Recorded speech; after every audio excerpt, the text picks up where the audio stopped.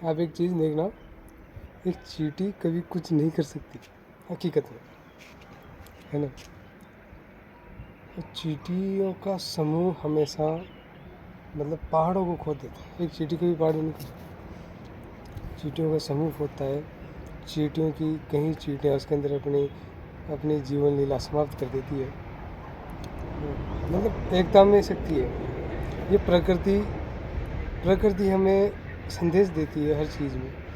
आप किसी भी चीज़ को देख लो तो मतलब वो हमेशा एक मुट्ठी के अंदर रहते हैं। जो मुट्ठी में नहीं रहते वो बिखर जाते हैं, उससे कुछ नहीं होता। और आप देखेंगे कि ये मनुष्य आज का कैसा हो गया है। आप इस मनुष्य को देखो, ये सारा एक साथ रहता ही नहीं है। मैंने सभी को एक साथ जोड़ के रखने की बहुत कोशिश की, लेकिन आप मजाक मानोगे, कभी कोई एक साथ रहा ही नहीं। वो केवल दिखाने के लिए, बोल चाल के लिए हमेशा साथ रहते हैं। आज मुझे समझ में है कि इंसान स्वार्थ के कारण, केवल और केवल स्वार्थ के कारण ही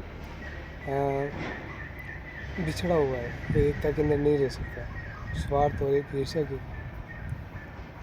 आप सोचो, अगला इंसान कुछ नहीं कर सकता। जो बड़ी बड़ी बिल्डिंगें खड़ी होती है ना, वो एक इंसान ने, हाँ भले उसने एक इंसान ने किया हो, लेकिन उससे पूछो कि उसकी नीचे कितने आदमी काम कर। उससे पूछो कि तू यहाँ तक पहुँचने के लिए तूने कितने आदमियों का सहारा लिया है, कितने आदमियों ने तुझे सपोर्ट किया है।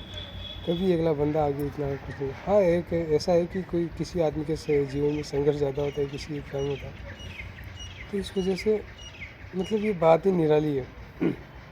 बात ही निराली है कि क्या बताऊँ, क्या बोलूँ इसके बारे में, कि एकता में शक्ति होती है। इंसान बचपन से पढ़ के इतना बड़ा हो जाता है, लेकिन वो कभी सोचता है ही नहीं, कभी कुछ करता है ही नहीं। कभी नहीं करेगा। और जो आदमी अगर कभी एकता में शक्ति को समझ गया, और के 2-5 आदमी समझ गए, और वो अगर जो जुड़ गए, तो वो सच में वाकई में वो इतना बड़ा बहुत कुछ कर जाएंगे। जिसके लिए अगर कुछ नहीं कर पाएंगे ना, तो भी अपने जीवन के अंदर इतना खुश रहेंगे, और इतने खुशियों की इतनी ऊंचाइयाँ छुएंगे जिसके एकता।